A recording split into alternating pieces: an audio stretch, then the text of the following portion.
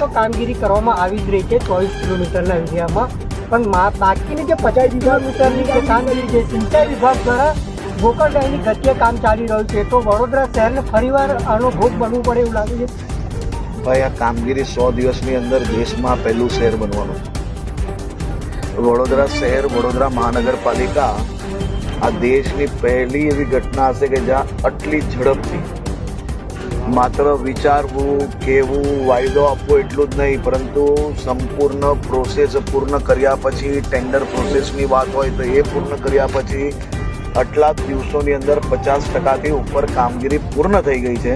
અને વરસાદ પહેલાં મહાનગરપાલિકા ક્ષેત્રની જે આપણે વાત હતી એ સંપૂર્ણ કામગીરી પૂર્ણ થઈ જશે. અને સિંચાઈ વિભાગને બી આજે બોલાવવામાં આવ્યા છે અને તમામ દિશાએ તમામ વિભાગો ઝડપથી જ કામ કરશે. અને આ કામગીરી આવનારા વર્ષ સુધી વડોદરા શહેરના સૌ નાગરિકો માટે ખૂબ જ ઉપયોગી બનવા જઈ રહી છે. આ કામગીરીમાં તમામ લોકો પોતપોતાની શક્તિ પ્રમાણે સહયોગ આપે. સહયોગ એટલો જ આપવાનો છે કે આપણે સ્પિરિટ કોઈને ડાઉન કર્યા વગર વધુમાં વધુ મોરલ સપોર્ટ કઈ રીતે કરી શકીએ અને આખા વડોદરાના જીવાદોરી, વડોદરાના આશીર્વાદ રૂપી આ જે યોજના છે અને કામગીરી કઈ રીતે પૂર્ણ કરી શકીએ તે દિશામાં આગળ.